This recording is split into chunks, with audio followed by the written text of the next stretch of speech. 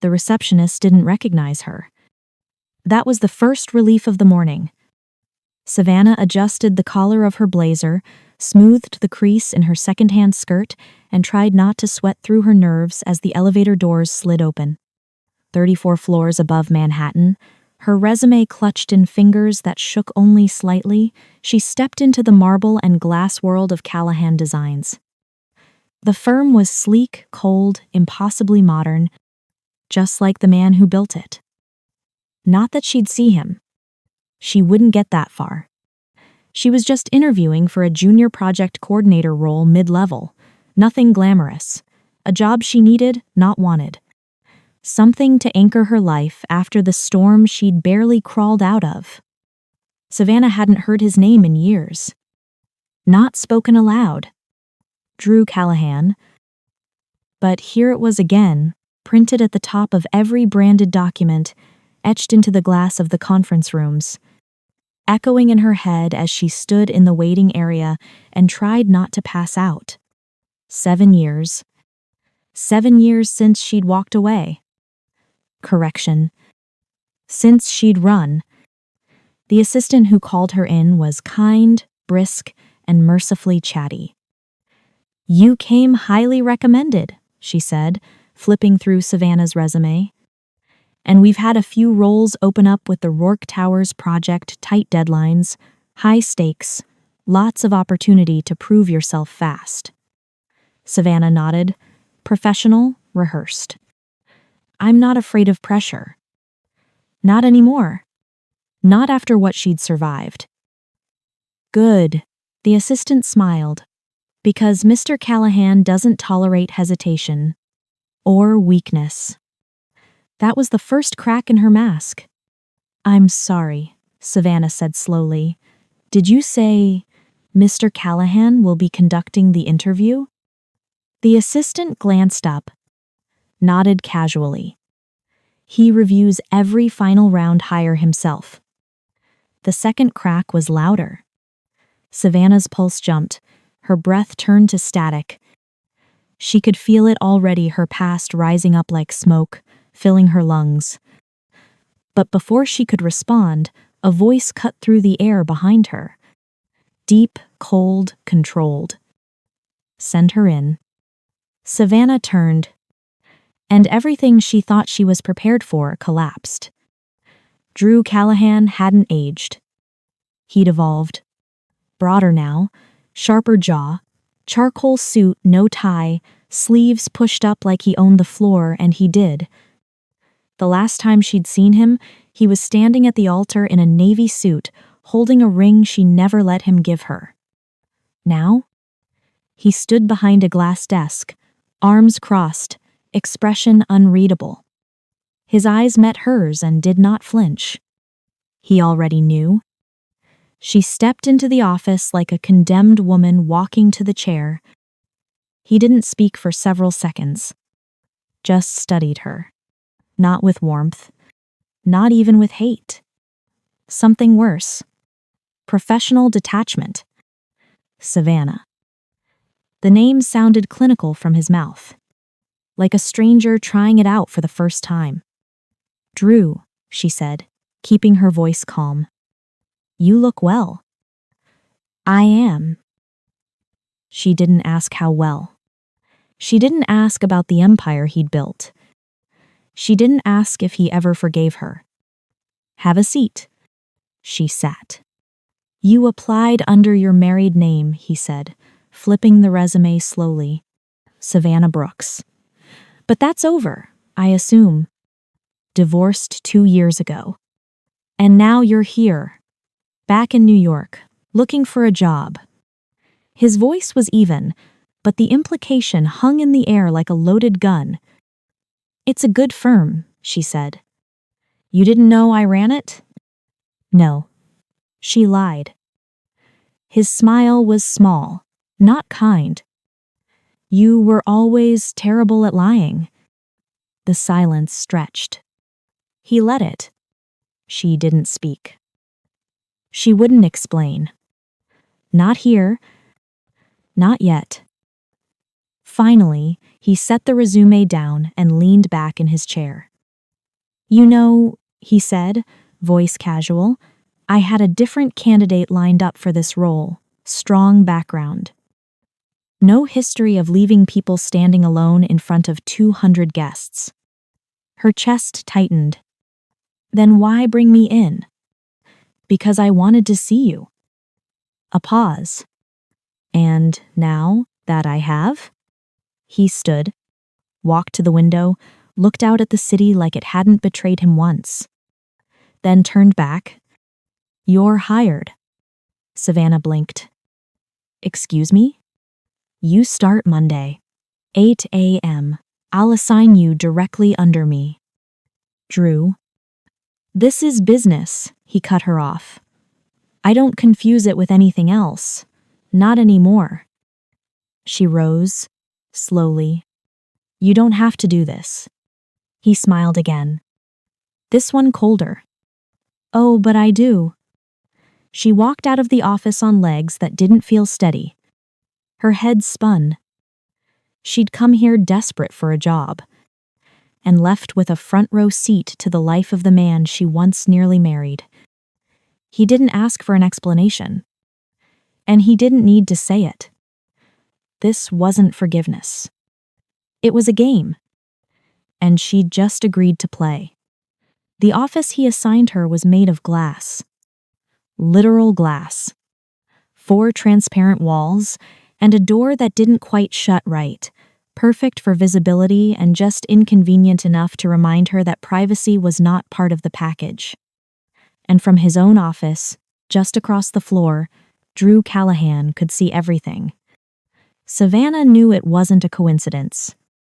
It was a message. She could almost hear it in his silence. You vanished once. Let's see how long you last this time. But she wouldn't run. Not again. Her first day was quiet. Too quiet. No awkward welcome lunch. No meet the team. Just her, a stack of files, and the constant pressure of eyes she could feel even when she couldn't see him. He didn't say much. Didn't stop by. Didn't check on her. But he was always there in the room during project briefings, walking behind her during site reviews, offering clipped, professional nods that said, "You are no one to me now." Except he wasn't fooling either of them. There was heat in the cold. Fury laced with something far too raw to be indifference. She made it through 3 weeks before he finally cracked. They were in a late-night meeting with the design team. Everyone else had left except the 2 of them. She was reviewing blueprints, pen tucked behind her ear, her hair loose, her blazer off. He watched her from the corner. Too long, too still. And when she finally looked up, he said it. You don't get to walk back in like nothing happened. She froze. It wasn't a question. It wasn't even a confrontation. It was a reminder. I didn't think you wanted to talk about it, she said evenly. I don't, he replied, but you look at me like you still remember, and I do too. So let's not pretend. What do you want me to say, Drew? He stood, came around the table, close enough for her to smell his cologne sandalwood and steel, same as the day they almost became forever. I want you to say why, Savannah, why you ran, why you humiliated me, why I woke up the next morning with a ring and 100 questions and not a single goddamn answer. His voice didn't rise, but it cut, because he'd waited 7 years to ask, and she had no good way to answer. Not yet. Not here. You think I did it to hurt you? Didn't you? She looked up at him, throat tight. No, I did it to protect you. That made him laugh short, sharp, disbelieving. From what? From me? From the version of myself that would have destroyed us. A silence settled between them, brittle and burning. She expected him to throw her out. Instead, he said, "Keep your head down. Do your job. And don't pretend we're okay." And then he walked out. She didn't cry. Not that night, not the next. Because the version of herself he thought she knew, the girl in the white dress, trembling behind church doors, was gone. And the woman she'd become? She had buried a marriage. Buried her pride. Buried herself. Now she was back for more than just money. She was here to prove she wasn't afraid anymore. Not of the job. Not of him. Not even of the truth. But Drew wasn't done testing her. 2 days later, he assigned her to lead a client presentation alone. Big account. High pressure. Not enough prep time. The old Savannah would have flinched. This version?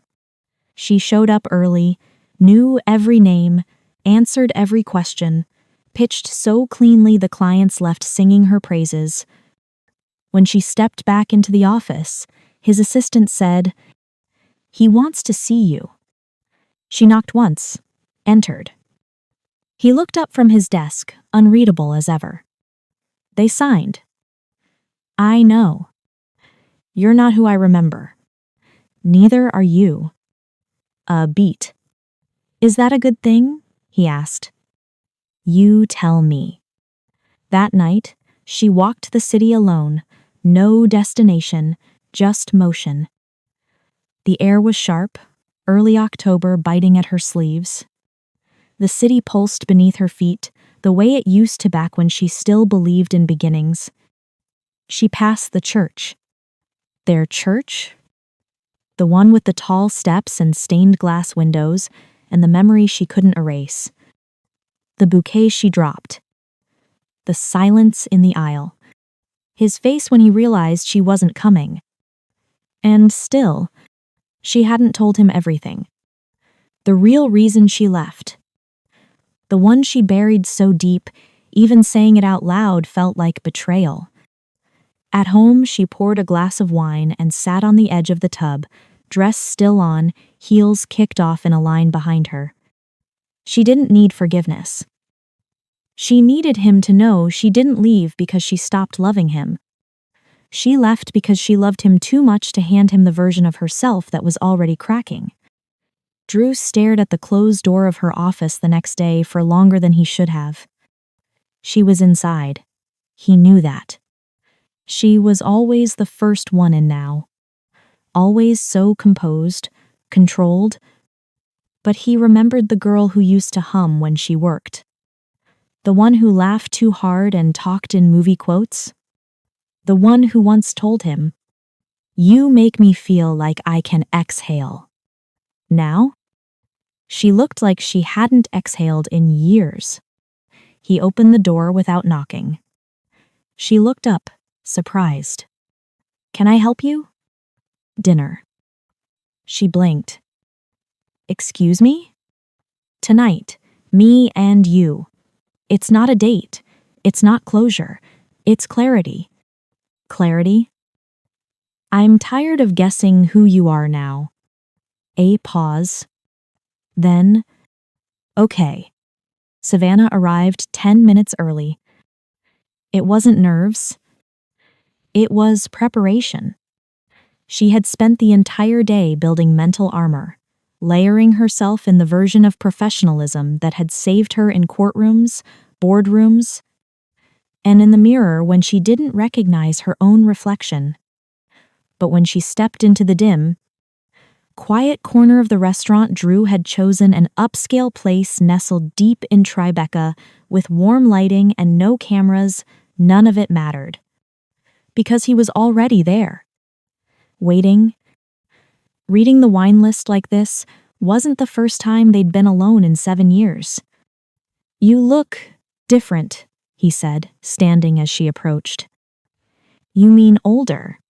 I mean stronger." She paused. Something caught in her chest. He hadn't said she looked good. He hadn't said she looked beautiful. He'd said strong. And somehow, it landed harder. They didn't toast. Didn't pretend this was pleasant.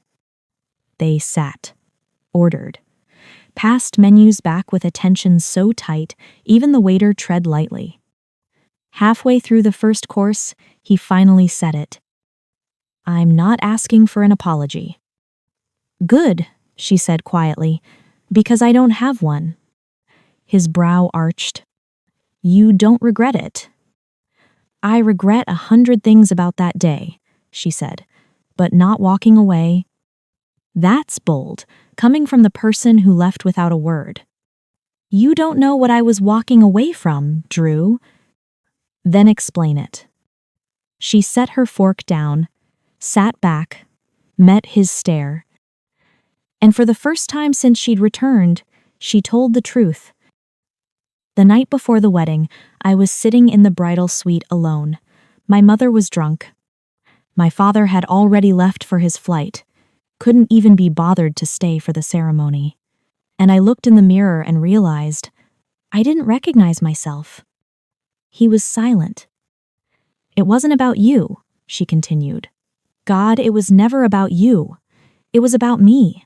I was shattered, pretending, smiling for everyone, patching things together so we'd make it to the altar looking like something solid. But I wasn't solid, Drew. I was breaking." "You could have told me," he said, softer now. "I couldn't, because I knew you'd love me through it. You'd marry me anyway. You'd carry it. And eventually, I would have destroyed us both." Her voice cracked, and she didn't try to hide it. "I didn't leave you because I stopped loving you. I left because I loved you too much to let you build your life around someone who was already falling apart." He stared at her for a long time. The anger in his eyes didn't vanish, but it changed, morphed into something else. Something slower, deeper. "You should have let me decide." "Maybe, but back then I was making every decision from fear." She looked down. "And I paid for it." "Your ex?" he asked, quietly. She nodded. "He found me after I left New York, said all the right things, looked nothing like the damage underneath. It took years to get out, years to get me back." Drew leaned forward, hands clasped. "So, why come here? Why work for me of all people?" "Because I knew you'd never lie to me. Even if you hated me, I'd be safe in that. And because I wanted to face what I left behind instead of pretending it never existed." "Closure?" She hesitated. "At first, maybe, but then..." "Then what?" She met his eyes. "Then I saw you again, and remembered exactly what it felt like to want a life I thought I didn't deserve." The waiter returned, cleared plates, asked about dessert. They waved him off. The silence between them wasn't heavy now. It was raw. Exposed, like an old wound finally seeing air. "You still wear the watch," she said softly. He glanced down at his wrist. Brown leather, gold rim, the one she'd given him the week before their wedding. "I kept it," he said, not sure why. "Because some part of you never let me go." "And you?" "Some part of me never came back." He paid without a word. When they stepped outside, the city had cooled. Streetlights reflected off wet pavement, and her breath caught in the cold. He offered his jacket. She hesitated. "It's not charity," he said. "It's instinct." She took it. They walked in silence for a block. 2. Then he stopped in front of her apartment. She didn't remember telling him where she lived. She didn't ask. "This wasn't closure," he said. "I know. You walked away once. I won't stop you again. But if you stay this time..." He stepped closer. "You're not getting the old version of me. I don't even know if he exists anymore." "Good," she whispered, "because the woman standing in front of you would never settle for the man she left." A pause. Then, Do you want me to come up? Her heart thundered. Not tonight. You afraid? No, I'm waiting. He smiled faintly, nodded. I can wait. When she watched him walk away, something lifted in her chest. Not because it was resolved, but because it wasn't. And for once, that didn't feel like failure. It felt like the start of something honest. For 2 weeks, they orbited each other. Not quite distant, not quite close. A rhythm formed. Late nights in the office. Quick glances across conference rooms. Small conversations that never touched the past, but lingered in it all the same. He didn't push. Not the way he used to. But Drew Callahan was never a patient man. He was a man of decisions, movement, ownership. And this time, he didn't want to wait for her to run again. He found excuses to pull her into projects. Not favoritism, not openly, but subtle shifts in assignments that made her his shadow, his second. His proof to the rest of the firm that she hadn't just earned her seat, she'd earned his attention. The others noticed. The stares were subtle, but they spread like rumors always do. She heard the whispers once in the elevator. Is she really that good? Or is it that history they're not talking about? Didn't she leave him before? Maybe she's trying to rewrite the ending. Savannah said nothing. Kept her eyes ahead, her jaw tight. But inside it stung. Because they didn't know that every step she took back toward him cost her something.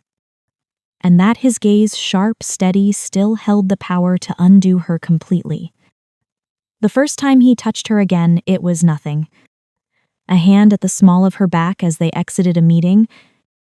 Brief, light, but firm. It stayed with her for hours. The next time, it was at her desk. He leaned over to point at a revised blueprint, and their shoulders brushed. Heat bloomed instantly. Neither of them moved. By the third time, she wasn't sure it was unintentional anymore. Then came the gala. A last-minute event thrown by one of their biggest clients. Black tie, mandatory. She wore navy, satin, sleek, quiet elegance. Hair pinned high, minimal makeup, her armor. Drew didn't say a word when he saw her. But his eyes never left her. Not once. The night spun slowly. Toasts, flashbulbs, speeches, and then dancing. She stood at the edge of the floor, glass of champagne in hand, trying to stay invisible, until his voice cut through the noise beside her. One dance. She turned. I'm not sure that's a good idea. I didn't ask for good. I asked for one. She could have said no. She didn't. He took her hand warm, steady, and led her onto the floor like they'd done it 1,000 times. Maybe they had, in another life. The music was slow, classic. He held her like memory. Not too close, not too far. Her heart beat too fast. Her lungs too shallow. Her thoughts too loud. You used to hum this song in the kitchen, he said. You used to burn the eggs. You didn't mind. I loved you then. He paused. Past tense. She didn't answer. Didn't need to. Her body already had. Her hands were clutching his shoulders like she didn't remember how to let go. Afterward, in the car, silence stretched between them. Not uncomfortable. Just thick. Then, I hate pretending, he said. She turned to him. Then stop. Tell me how. Tell me what you want. He didn't look at her when he said it. You. She should have stopped him when he leaned in. She didn't. The kiss was slow, tentative at first, like touching something that had once burned you and hoping it wouldn't again. Then it deepened. Hungry, familiar, desperate. He kissed her like she was air after a decade underwater. She kissed him like she'd been starving for something real. They didn't make it upstairs. They barely made it inside his apartment. Clothes half off, mouths never parting, years of silence crashing down in a single, breathless spiral. It wasn't careful. It wasn't clean. It was everything they never said, poured into skin and sound and surrender. After they lay in silence, her back against his chest, his fingers tracing lines across her ribs like they were reading Braille. "I don't want to lose you again," he said against her neck. "You don't have me yet. You came back. That doesn't mean I'm ready." "Then let me help you be." She turned in his arms, eyes searching his. "You can't fix me, Drew." "I'm not trying to fix you," he said. "I'm trying to stay this time. Even if you break, even if I do." Her breath hitched. Because the Drew she remembered never said things like that. This one? He was still learning how to love her the way she needed. But he was trying. The next morning, she left early. Left a note on the counter. "I meant it. Don't rush this. I need time." He texted her an hour later. "Time is yours. But you're mine. Don't forget that." She stared at it for a long time. She hadn't said it back. Hadn't claimed him. Hadn't promised anything. But for the first time since the altar, she didn't feel like she was running. She felt like she was walking towards something real. Even if it scared her. Even if it meant one of them would break again. Savannah didn't fall back in love with Drew Callahan all at once. It came slowly. In morning texts she didn't expect. In quiet glances during meetings. In the way he memorized her coffee order again without asking, and slipped it onto her desk without a word. It came like the sunrise. Subtle, relentless, inevitable. But love alone wasn't the problem. Secrets were.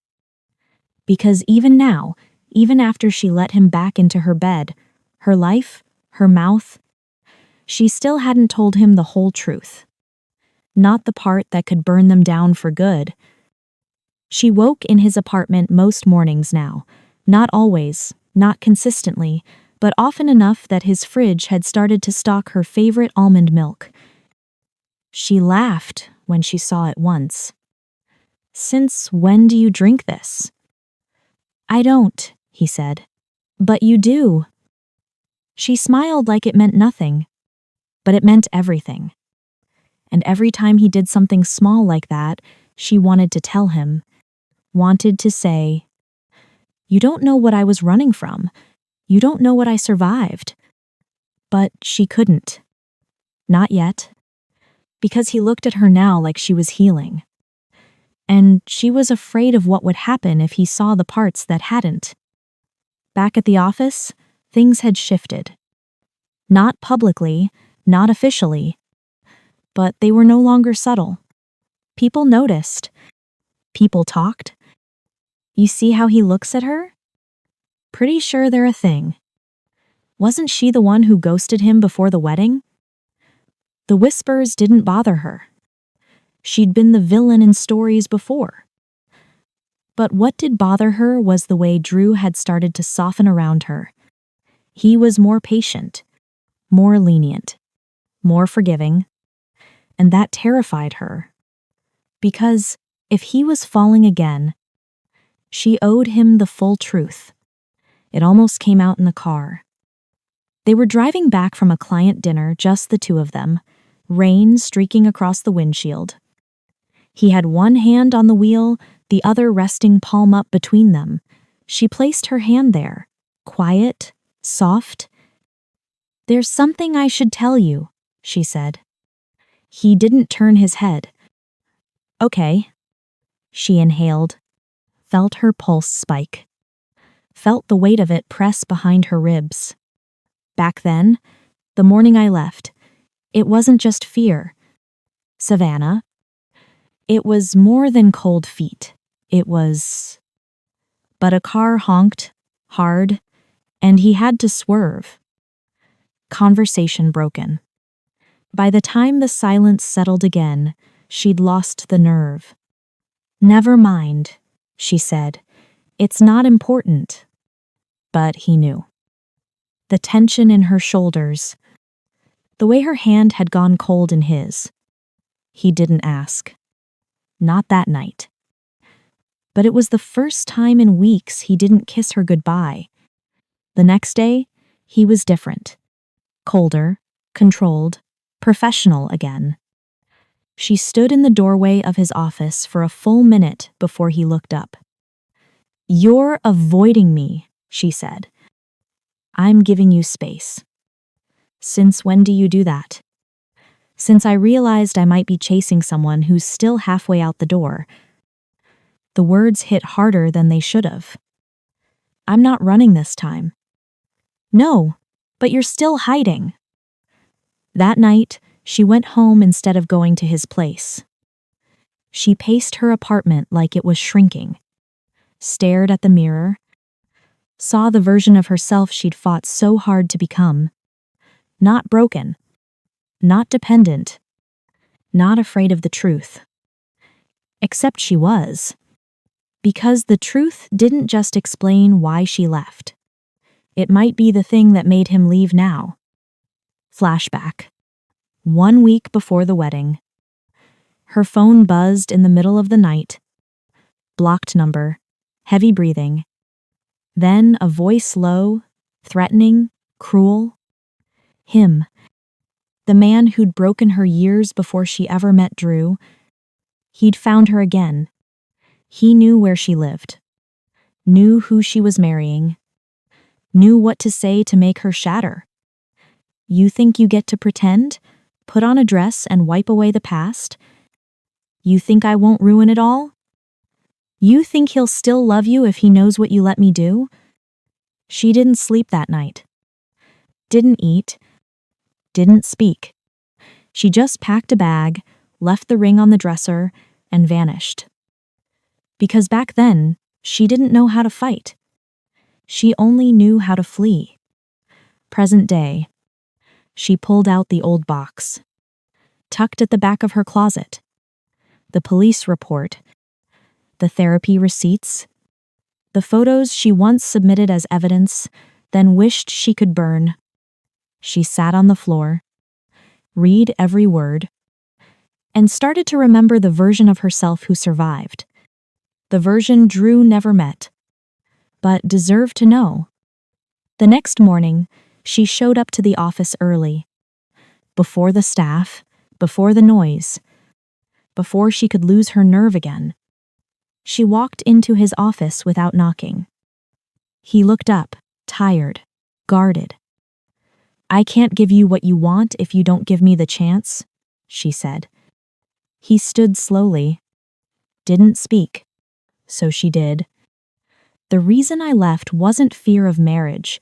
It was fear of being exposed." "To what?" "To someone I thought I'd escaped. Someone who hurt me in ways I still can't say out loud without choking." She placed the file on his desk. "I never told you. Because I thought if you saw what he did to me, you wouldn't want me anymore. You'd see something broken.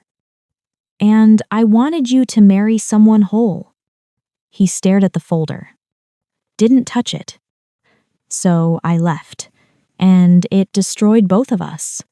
But I'd rather lose you again than keep lying by omission." Silence.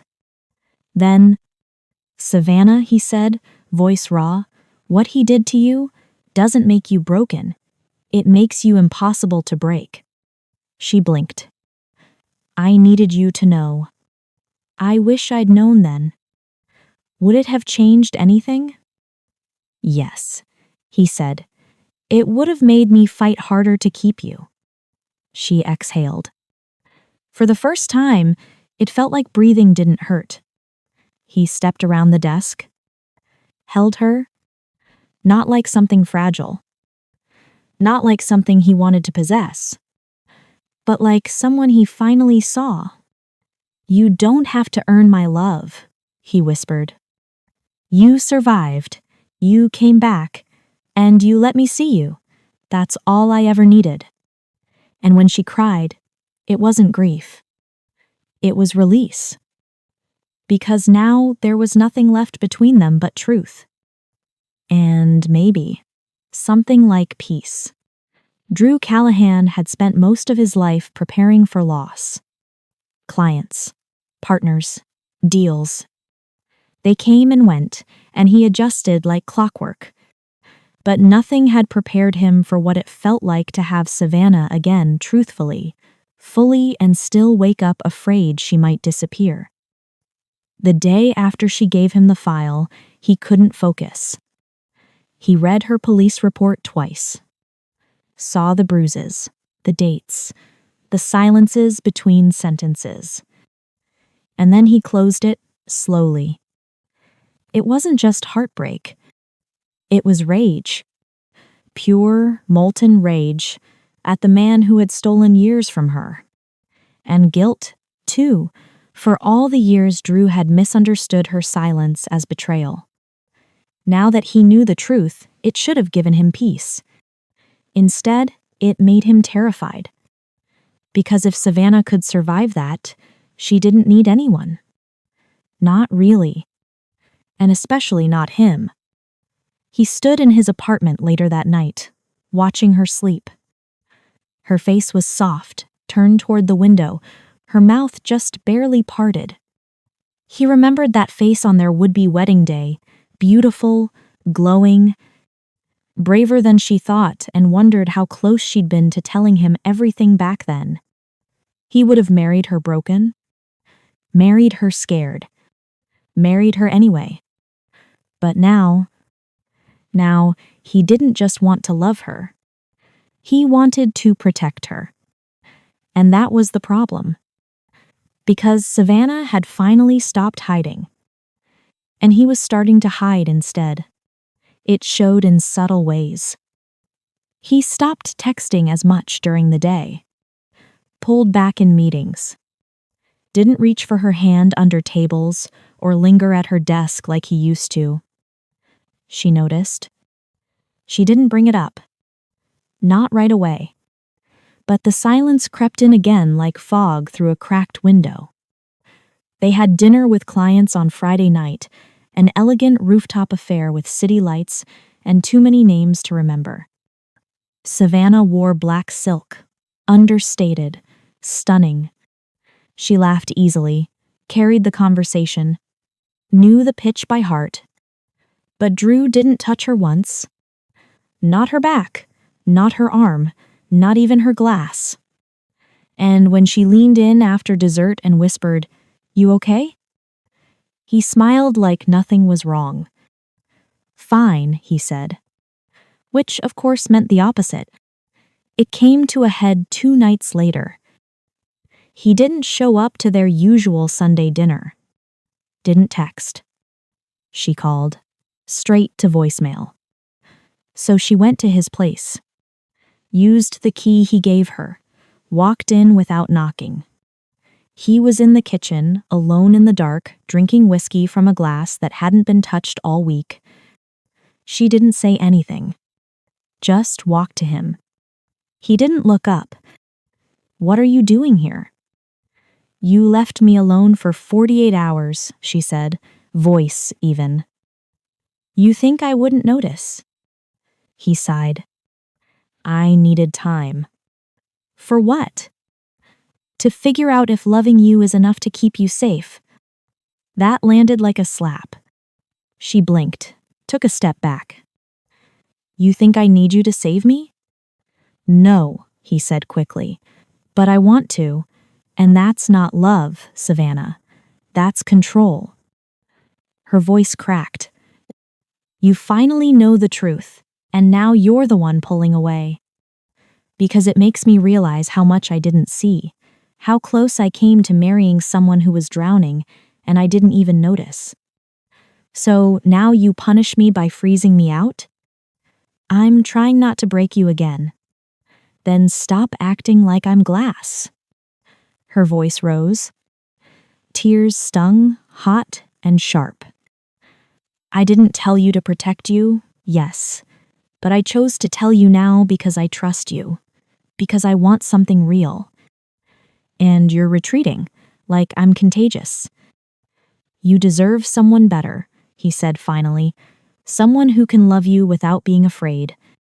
Then maybe stop being afraid. A pause.